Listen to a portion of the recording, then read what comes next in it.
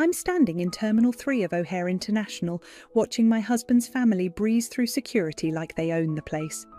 My mother-in-law Wendy's designer luggage probably costs more than my first car. The thing is, I'm the one who supposedly paid for all of this. Their first-class tickets, the beachfront villa, the private tours, $25,000 of tropical paradise, charged to my credit card without my knowledge or consent. My name is Alison, and I've spent the last 8 years being the family ATM for the Zimmermans.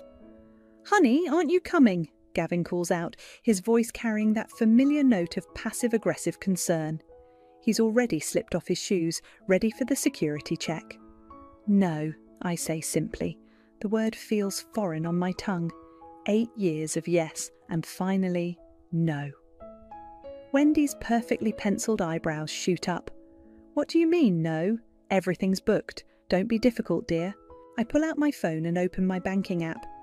Funny thing about bookings, they can be cancelled, which I did, last night, all of them. The change in their expressions would be comical if it wasn't so infuriating. Soleil, my sister-in-law, nearly drops her phone. "You what?" "I also reported the charges as fraudulent," I continue, my voice steady despite my racing heart. "Since, I never authorised them." "But we discussed this." Wendy's voice rises, drawing attention from nearby travellers. "It was decided." "You decided, without me, just like you decided I'd fund Soleil's emergency Botox last month and Ronnie's investment seminar in Vegas." Gavin steps toward me, that placating smile I've grown to hate spreading across his face. "Ali, come on, you're making a scene. We can talk about this on the island." "No, we really can't, because I'm not going." My phone buzzes, a text from my best friend Charlie. "Did you do it yet? Give 'em hell." Ronnie, my brother-in-law, finally speaks up. "This is ridiculous. The villa deposit alone was $5,000. You can't just—" "Watch me," I turn to Gavin. "By the way, I moved out last night. The divorce papers are being drawn up as we speak." Now people are definitely staring. Reese, Soleil's teenage daughter, is filming everything on her phone, probably for her precious social media. Let her. "You ungrateful little—" Wendy starts, but I cut her off. "Save it! Your flight's boarding soon. Better hurry, though I'm not sure how far you'll get without confirmed reservations or my credit card." Gavin grabs my arm. "Alison, stop this right now!" I wrench away from him. "Touch me again, and I'll have security here so fast your head will spin." "Fine," he spits. "Fine, let's go everyone. She'll calm down eventually. She always does." That's what he thinks, what they all think. 8 years of calming down, of writing checks, of swallowing my pride while they lived large on my dime. Not anymore. I watch them walk away, Wendy's heels clicking against the terminal floor, Soleil already on her phone, probably trying to damage control, Reese trailing behind them all like a sullen shadow. They don't look back. They're so certain I'll cave, so sure I'll call and apologise, book new tickets, beg to be included. My phone buzzes again. "Charlie, coffee? I'm outside in pickup." "On my way," I type back, hands shaking slightly as the adrenaline begins to ebb. I'm halfway to the exit when the first message comes through, then another and another. My phone lights up like a Christmas tree with increasingly panicked texts from various family members. "The resort has no record of our booking." "What did you do to the tickets?" "The car service isn't here." "Fix this now." I silence my phone and step out into the crisp Chicago morning. Charlie's red Subaru is idling by the curb, and she's grinning like a Cheshire cat through the windshield. "So?" she asks as I slide into the passenger seat. "How'd it feel?" I let out a long breath I didn't know I was holding. Like jumping off a cliff, but in a good way. "Girl, this is just the beginning. Wait until they figure out what else you've done." She's right. The cancelled vacation is just the tip of the iceberg. I've spent weeks preparing, documenting, building my case. They thought they could use me forever, but they forgot one crucial detail. I'm not just the family ATM. I'm a woman with nothing left to lose. My phone keeps lighting up with messages I won't read. Not yet. Right now I want to savour this moment, the first morning of my new life, the taste of freedom sharp and sweet on my tongue. Charlie pulls away from the curb, and I don't look back at the terminal. I don't need to. I know exactly what's happening in there, and for once it's not my problem to fix. Remember Wendy's 60th birthday party? I ask Charlie as we settle into our favourite corner booth at the Coffee Bean. $10,000 for one night. The one where she complained about the caviar selection? Charlie stirs her latte with unnecessary force. Or was that the Christmas party you also paid for? Both, actually. I pull out my laptop, opening a spreadsheet I've maintained for the past 3 years. But the birthday party was special. That's when I started keeping track. Charlie leans forward, eyes widening at the numbers on my screen.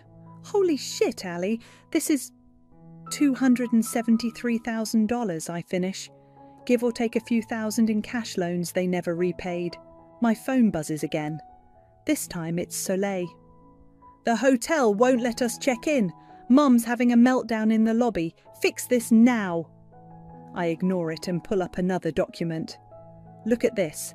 3 days before they surprised me with the island vacation plans, Soleil sent this email to my spam folder. Charlie reads aloud. Just checking if you increased your credit limit like we discussed. We need to book everything ASAP. But you never discussed it. Never. They just assumed, like always. I take a sip of my coffee, remembering the first time they pulled this trick. It started small, you know. Tell me, Charlie says, settling in. 2 months after the wedding, Wendy called about a family emergency. Soleil's car had been repossessed. Could I help? Just this once? I laugh bitterly. Next thing I know, I'm buying her a new BMW because public transport isn't safe for a woman of her status. My phone rings. Gavin. Decline. Then came Ronnie's investment schemes. 5 grand here, 10 grand there, always guaranteed returns that never materialised. And Gavin. I clench my fist. He just stood there every single time saying they're family, Ali. We have to help family. While they treated you like an outsider, Charlie finishes. Exactly. Last Thanksgiving, Wendy actually said, right to my face, "It's so wonderful how you contribute to the family, dear, since you can't give us grandchildren." She didn't. Oh, she did, right after I paid for Reese's Sweet 16 weekend in New York. My laptop pings with an email notification. I click it and feel my blood run cold. Charlie, I whisper, look at this. She comes around to my side of the booth and reads the loan application confirmation. It's in both my name and Gavin's, dated 3 weeks ago. He forged your signature, she says flatly, on a $100,000 loan. My hands are shaking, and this might not be the only one. Charlie's already on her phone. I'm calling Marcus. He's the best fraud investigator I know. While she talks, I dig deeper into our joint accounts. Each click reveals another horror. Credit cards I never knew about, investment accounts drained, signatures that look almost, but not quite, like mine. Marcus can meet us in an hour, Charlie announces. And Ali, he says to screenshot everything, now. I'm halfway through documenting the evidence when another text comes through. This one's from an unknown number. It's Alec, Gavin's cousin. We need to talk. I know what they've been doing. Charlie reads over my shoulder. The black sheep cousin? Can you trust him? I don't know, but right now. I show her another loan document I've just discovered. I need all the help I can get. My phone starts ringing again. Wendy this time. I silence it and look up at Charlie. You know what the worst part is? They're not even rich. It's all smoke and mirrors, designer clothes bought on credit, leased luxury cars, mortgaged houses they can barely afford. They're drowning in debt, and I've been their life raft. Not anymore, Charlie says firmly. Now, you're their worst nightmare. A woman with receipts and nothing left to lose. I close my laptop and take a deep breath. The vacation was supposed to be their grand finale. They were planning to ask me to invest in Ronnie's new crypto scheme, another 100 grand. But instead, they're stuck on an island with no hotel, no transportation, and no access to my money.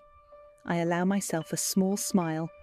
And in about an hour, they're going to discover I've frozen all the accounts they forged my name on. Charlie raises her coffee cup. To Karma.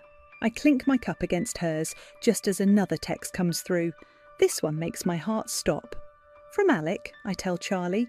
He says Gavin's been taking out loans in my name for years, and he can prove it. Charlie's eyes gleam. Ready to go nuclear? I grab my laptop and stand. Beyond ready. Let's go see Marcus. The coffee shop door chimes as we leave, and I feel lighter than I have in years. They thought they could bury me in debt and obligation. Instead, they taught me how to dig my way out, and bury them instead. The videos start rolling in around midnight. Someone's posting them to Instagram, and they're spreading like wildfire. Wendy, her perfect hair now dishevelled, screaming at a resort concierge. Soleil sprawled dramatically across a hotel lobby sofa, mascara-stained tears running down her face. Reese documenting it all with running commentary. This is like literally the worst day of my life. Oh my God, Charlie wheezes, nearly choking on her wine. Is your mother-in-law trying to climb over the reception desk? Was trying, I correct, forwarding the clip to Marcus. Security stopped her. We're camped out in Charlie's living room, watching the chaos unfold on our phones when Alec calls. I put him on speaker. You sure you want to meet? Charlie asked before I can speak. It's fine, Alec's voice comes through clear. I've been waiting for someone to stand up to them for years. I'm at the Starbucks on Michigan Avenue. 20 minutes. I look at Charlie, who nods. We'll be there. The Starbucks is nearly empty when we arrive. Alec stands out, tall, dressed simply in jeans and a button-down, nothing like the flashy designer wear his cousins favour. He waves us over to a corner table. Thanks for coming, he says, sliding a USB drive across the table. Everything's here, loan applications, forged documents, emails. Gavin's been busy. I plug the drive into my laptop.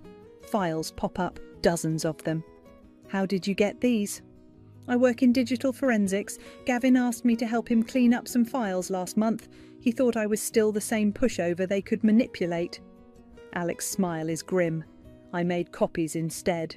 Charlie leans in, scanning the documents. Holy shit, these loans go back 3 years. At least, Alec confirms. They've been planning this island trip for months. It was supposed to be phase 1 of something bigger. My stomach drops. What do you mean? They're broke, Alison. All of them. Wendy's retirement fund is empty. Soleil's about to lose her house. Ronnie's investments are all pyramid schemes. He pauses. They were going to ask you to remortgage your condo. Use the money to save the family. A new video notification pops up on my phone. This time it's Ronnie, trying to sweet-talk the island police who've been called to remove them from the resort property. Look at this, Charlie points to an email chain. Gavin's been applying for jobs in the Cayman Islands, non-extradition country. They were going to take everything, I whisper, and run. Yeah, Alex says softly, but you beat them to it.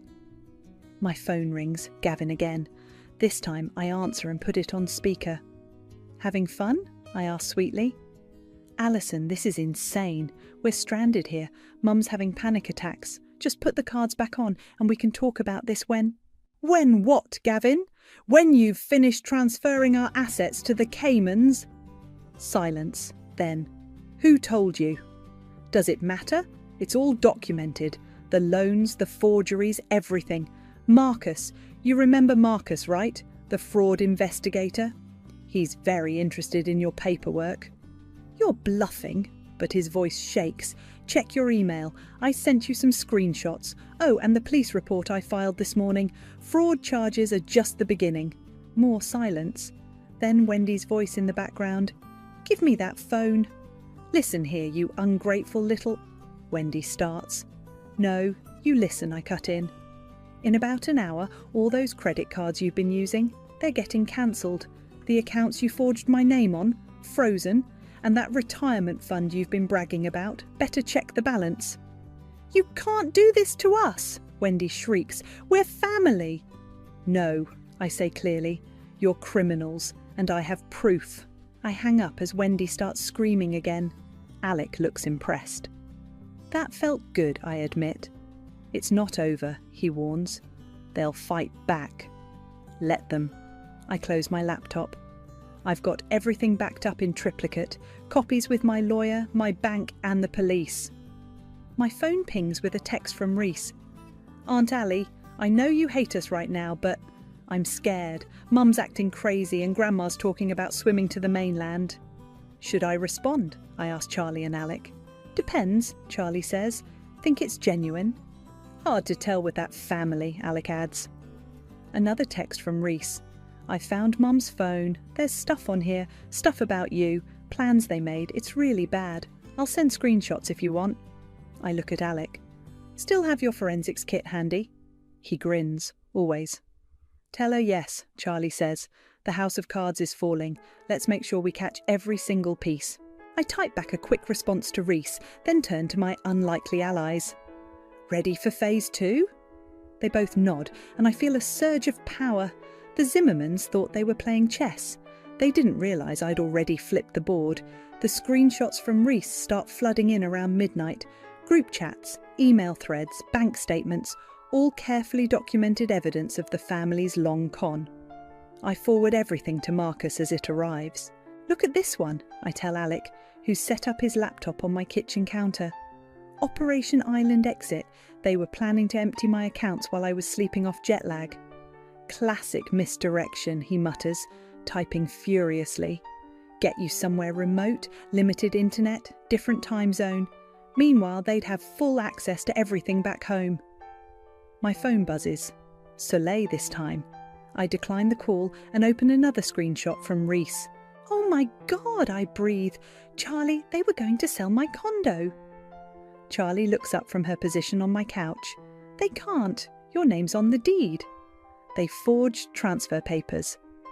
I hold up my phone, dated for next week. They were going to claim I signed everything before the vacation. Alex stops typing. That's not just fraud anymore, that's grand theft. Another video notification pops up. This time it's not from the family. Someone at the resort has posted a TikTok of the Zimmermans being escorted out of the property by security. The caption reads, "Rich family gets caught scamming. Watch till the end." It's going viral, Charlie announces, scrolling through her phone. 20,000 views already. My laptop pings with an email from Marcus. Meeting tomorrow at 9 a.m. Bring everything. Police want to be involved. I'm about to respond when my phone rings again. Unknown number. Hello? Mrs. Zimmerman? A tired voice asks. This is Thomas from Capital One Fraud Department. We're seeing some unusual activity on your joint accounts. Let me guess. Someone's trying to transfer large sums. Multiple attempts in the last hour. We've frozen everything pending investigation. I smile grimly. Perfect. I'll be at your branch first thing tomorrow with my lawyer. After I hang up, Charlie raises her wine glass. They must be losing their minds right now. As if on cue, my phone lights up with a text from Gavin. Coming home. This ends now. He bought a ticket? Alec asks, surprised. Probably used his emergency credit card, I say, the one Wendy pays for. Speaking of Wendy. Charlie turns up her phone's volume. Another video is making rounds. This one shows my mother-in-law trying to convince the island police that she's being held hostage by the resort. They're unravelling, Alec observes. Good. I open my laptop and pull up a document I've been working on, because I'm about to make it worse. What's that? Charlie peers over my shoulder. A very detailed post about financial abuse and family fraud. Once I hit submit, it'll go live on every major social media platform. Alec whistles. Nuclear option? They're about to learn what it feels like to be exposed. I start typing. Every loan, every scheme, every manipulation, all of it documented with dates and screenshots. Wait, Charlie interrupts. Add this. She hands me her phone, showing a new video. Ronnie's at some island bar, drunk, loudly bragging about how they've been living off the golden goose for years. I add the link just as another text comes through from Reese. Dad's at the airport. He's really mad, like I've never seen him this mad.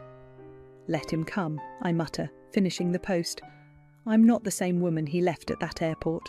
You sure about this? Alec asks as my cursor hovers over the post button. Once it's out there... They burned their bridges, I say firmly. Time to light up the ashes. Click posted. Within minutes, the notifications start. Shares, comments, tags. The story spreads like wildfire through social media. Local news picks it up first, then national outlets start calling. Trending, Charlie announces. Number 3 and climbing. My phone buzzes with a text from Marcus. Saw the post. Perfect timing. Police are very interested now. See you at 9. Another notification. This time from my bank. All suspicious accounts have been frozen. Any attempts to access them will be logged and reported. Ali, Charlie says suddenly, your doorbell camera just pinged. Gavin's here. I look at the feed on my phone. He's standing in the lobby of my building, looking dishevelled and angry. The doorman's keeping him there just like I arranged. Let him stew, I say, turning back to my laptop. I've got a few more receipts to drop. You're enjoying this, Alec observes with a slight smile. 8 years, I remind him.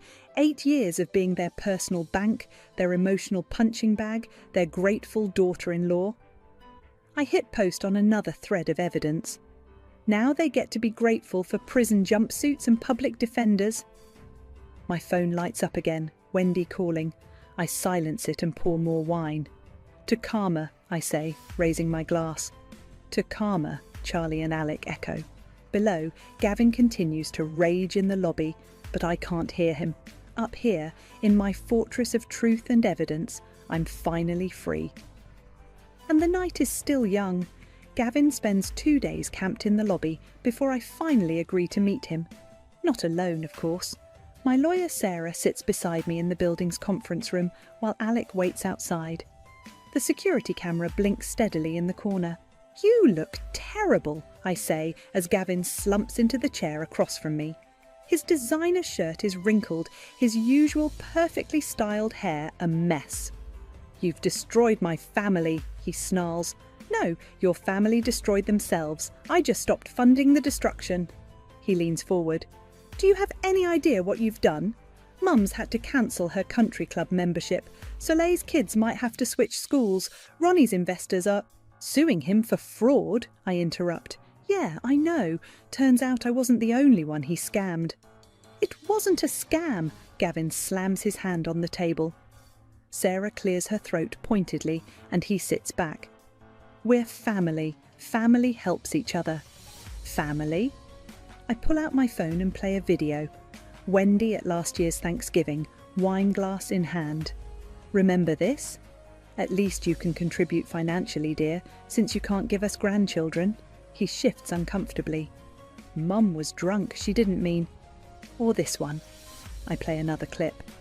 You telling Ronnie I'd happily cover his investment seminar while I was at my father's funeral. Alison.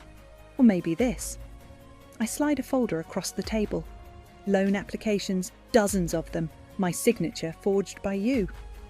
His face goes pale. How did you... Get proof? Turns out your cousin Alec isn't the pushover you thought he was. I lean forward. The police have copies, the FBI too, since some of these cross state lines. You're bluffing.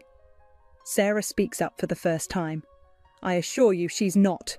Mr. Zimmerman, you're facing serious federal charges. Your entire family is under investigation for fraud, conspiracy, and financial abuse. This is ridiculous. He stands up, pacing. Everything I did for us, for our future. Our future? I laugh bitterly. You were planning to drain my accounts and flee to the Caymans. That stops him cold. Who told you? Your daughter did. Reese isn't my... No, but she has a conscience, unlike you. I pull out another folder. She sent me everything, Gavin. The group chats, the plans, the bank transfers. Did you really think you could steal my entire life and get away with it? He sinks back into his chair, deflated. What do you want? A divorce. Clean, quick and quiet. You sign over any claim to my assets and I won't press additional charges. And if I refuse? Sarah slides another document across the table. Then we take this to court. Every detail becomes public record. Your mother's schemes, Soleil's fraud, Ronnie's pyramid schemes, all of it. You wouldn't. I pull up the viral TikTok of his family's island meltdown. Try me. His phone buzzes. Probably Wendy, who's been calling hourly since they got back. He ignores it. You know what the funny thing is? I say quietly. I would have helped if you'd just asked. Actually asked, not demanded or manipulated or stolen. I loved you, Gavin. I wanted to be part of your family. We needed more than you were willing to give, he mutters. No, you wanted more than you deserved. I stand up. Sign the papers, Gavin. It's over. He stares at the documents for a long moment. Mum will never forgive me. That's not my problem anymore. Slowly, he picks up the pen. Each signature feels like another chain breaking loose. When he finishes, Sarah quickly notarizes the papers. We're done here, she announces, gathering the documents. Gavin stands, looking suddenly old. What am I supposed to do now? Get a good lawyer, I suggest. You're going to need one. As if on cue, his phone buzzes again. This time it's a news alert. Someone's leaked documents about Ronnie's investment schemes. The comments are brutal. Your mother's retirement fund, I add. The one she's been bragging about for years. Check the balance. Ronnie's been dipping into it for months. You're lying. Call the bank. I head for the door. Oh, and Gavin, the condo you tried to sell out from under me, I'm keeping it. Consider it payment for 8 years of financial abuse. He doesn't respond, just stares at his phone as notification after notification rolls in. The empire he helped build on lies and theft is crumbling, and he's going down with it. Outside, Alec and Charlie are waiting. How'd it go? Charlie asks. He signed, I say, feeling lighter than I have in years. It's done. My phone pings with a message from Reese. Grandma just found out about her retirement fund. She's on her way to Uncle Ronnie's with a golf club. Not quite done, Alec observes with a smile. I laugh and link arms with my friends. No, but the show's getting good. Anyone want popcorn? The video of Wendy chasing Ronnie around his front yard with a golf club goes viral faster than the island disaster. Someone sets it to Money, Money, Money by ABBA, and suddenly it's everywhere. Twitter, TikTok, Instagram, even the local news runs it. Look at the comments, Charlie says, scrolling through her phone. Rich people problems is trending. We're at my lawyer's office, watching the Zimmerman empire implode in real time. Sarah's just finished showing me the latest evidence Reese sent over. Screenshots from Soleil's tablet that she accidentally left behind at the resort. Your sister-in-law was busy, Sarah observes, spreading out printed emails. She had a whole spreadsheet of your accounts, passwords, everything. How did she get those? I ask, though I already suspect the answer. Gavin gave them to her. Sarah points to a message thread. They were planning to transfer everything while you were on the island. Operation Empty Nest, they called it. My phone rings, a number I don't recognise. Hello? Mrs. Zimmerman, this is Robert from First National Bank's fraud department. We've detected some unusual activity. Let me guess, someone trying to access my accounts? Yes, multiple attempts from various IP addresses. We've locked everything down.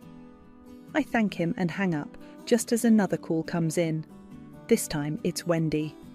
What do you want? I answer. Please, she sobs, all her usual superiority gone. Please take down that article. My investment partners are pulling out. The country club is reviewing my membership.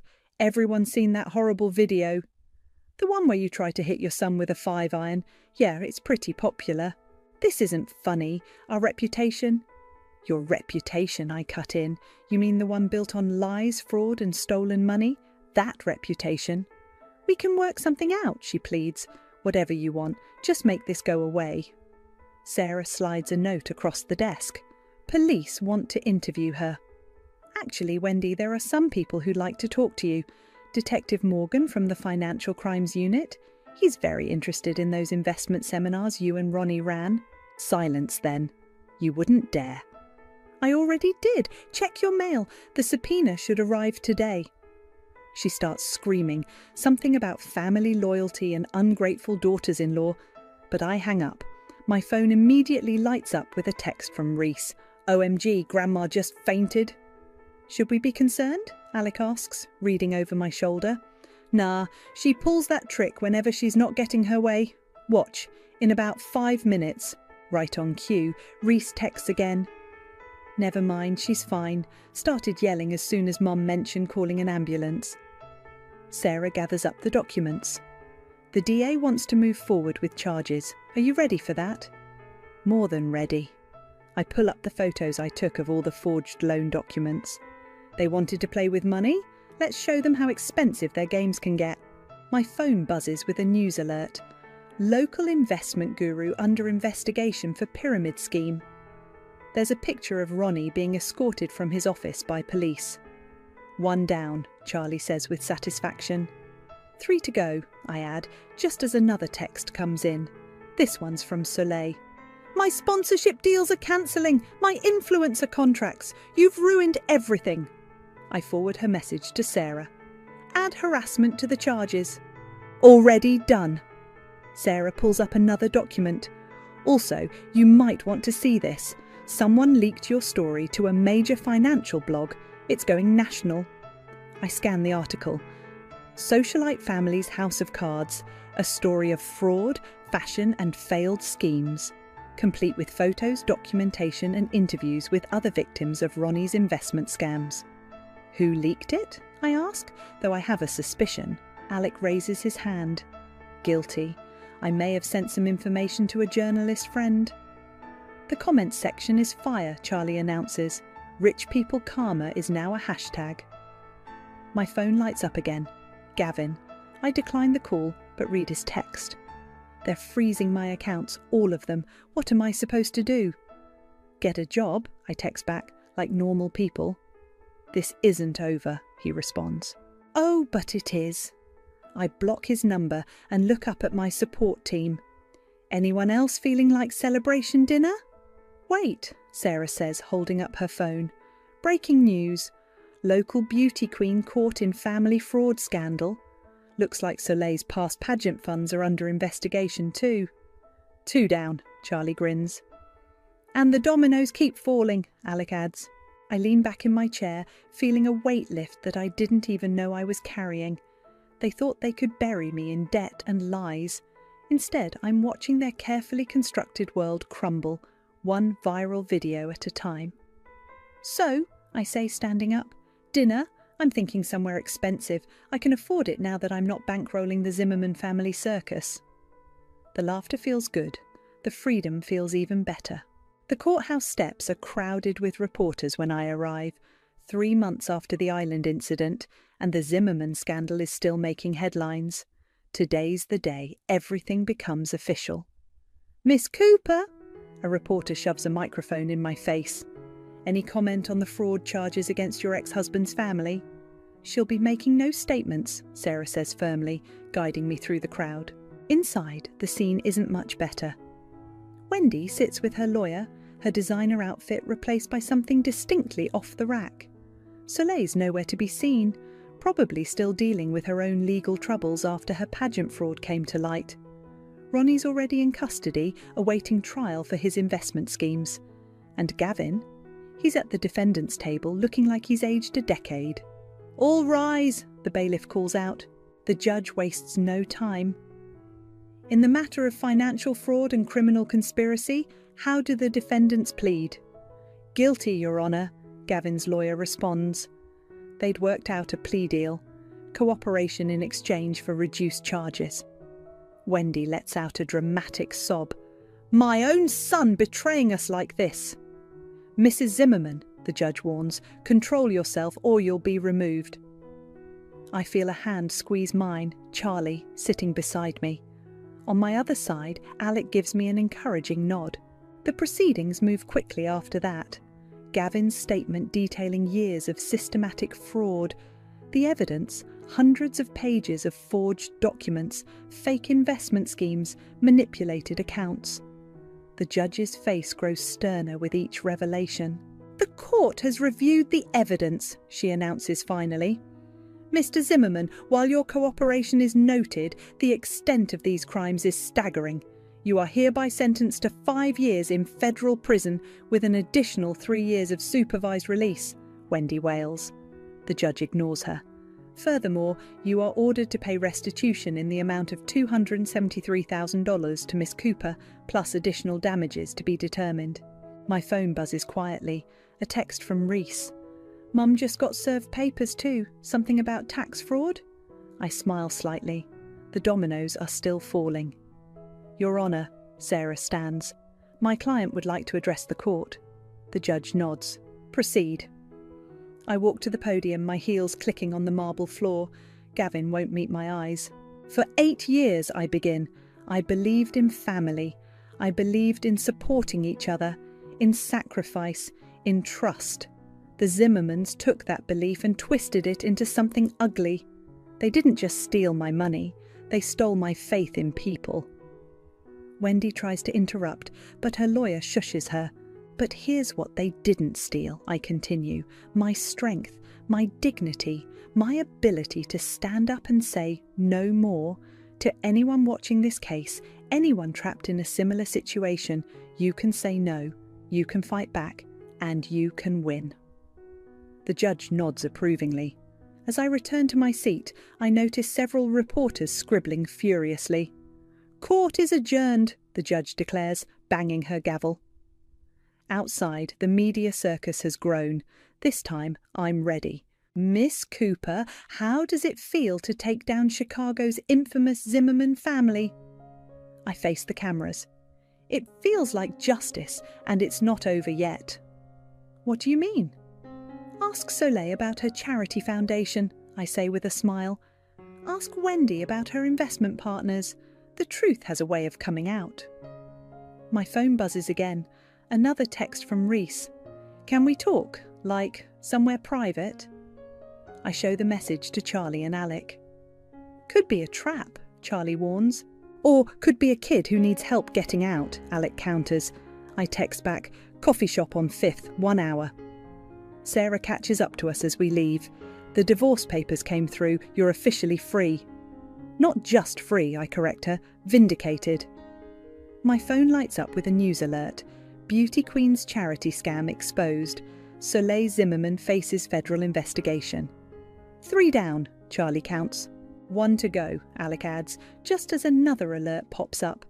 Socialite Wendy Zimmerman's investment partners file class action lawsuit.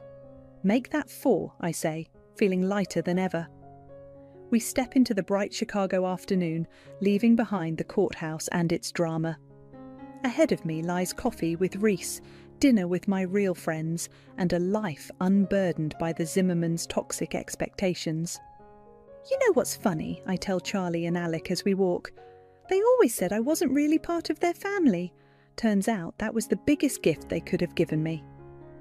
My phone buzzes one last time. The final divorce decree, officially changing my name back to Cooper. To new beginnings, Charlie raises an imaginary glass. To karma, Alec adds. To freedom, I finish, stepping into my future, leaving the Zimmermans and their house of cards behind in the dust where they belong. The sun feels different in Bali, warmer, kinder somehow. I stretch out on my private villa's deck, sipping fresh coconut water and scrolling through my notifications. Did you see this? Charlie's text pops up with a link. Wendy just got sentenced. I click through to the article. Socialite matriarch gets 3 years for financial fraud. The courthouse photo shows her in handcuffs, no designer bags or signature pearls in sight. My phone rings. It's Reese. Hey kiddo, I answer. How's college treating you? Amazing. My roommate can't believe I chose community college over private school, but honestly, it feels good paying my own way. After our coffee shop meeting, Reese had made a brave choice. She testified against her mother, moved in with her dad, Soleil's first ex-husband, and started working part-time while finishing high school. How's the blog going? I ask. Growing. People really connect with stories about breaking free from toxic family dynamics. Speaking of which, she pauses. Mum's sentencing is next week, 20 months for charity fraud. Are you going? No, Dad says I don't owe them anything anymore. Neither do you, by the way. I smile. I know. A notification pops up. An email from Marcus. Final restitution payment received. Account closed. They actually paid you back? Reese asks when I tell her. The court made them. Gavin's prison job, Wendy's liquidated assets, Ronnie's seized accounts, every penny. Karma's wild, Reese laughs. Hey, I gotta run to class. Love you, Aunt Allie. Love you too, kid. After we hang up, I open Instagram. My travel photography account has blown up since I started exploring the world solo. Today's post, sunrise yoga on a Balinese beach. The caption reads, "Sometimes the best family is the one you choose." A message from Alec appears. Beautiful shot. Save me a spot on that beach.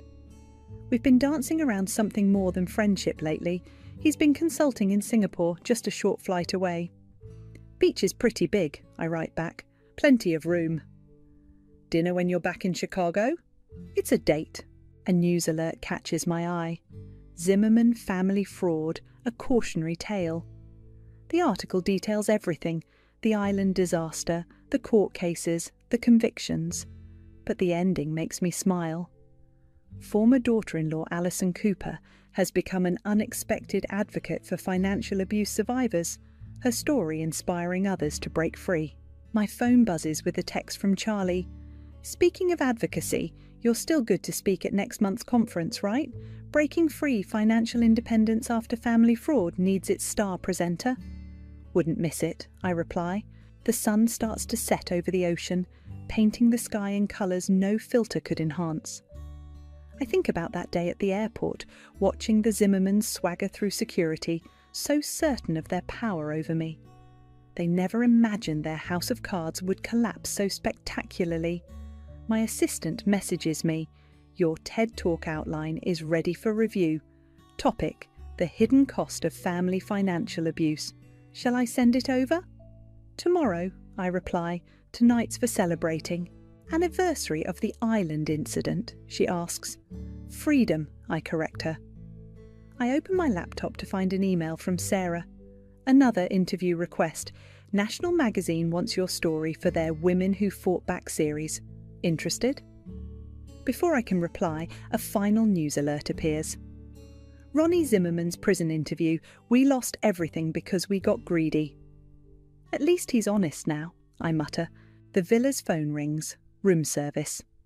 "Ms. Cooper, your celebration dinner is ready. Shall we serve it on the beach as requested?" "Perfect," I answer. As I walk down to the private beach, I think about what Reese said about not owing them anything. She's right. The Zimmermans took so much from me, but in trying to break me, they accidentally set me free. My phone lights up one last time. A message from Alec. "Booked my ticket to Bali. See you in 2 days?" I smile and type back, "Can't wait." The beach dinner is set up beautifully. Candles, flowers, champagne. Not for show, not to impress anyone, just for me to enjoy. No family drama, no manipulation, no price tag of obligation attached. I raise my glass to the sunset, to freedom, to karma, to choice. The Zimmermans thought they were teaching me about family. Instead, they taught me about strength. They thought they were burying me in debt and obligation, never realizing they were planting the seeds of their own destruction. And me? I'm blooming. I take a sip of champagne and watch the stars emerge over the ocean. Tomorrow will bring new adventures, new challenges, new opportunities to help others break free. But tonight is mine, just mine, and that's everything.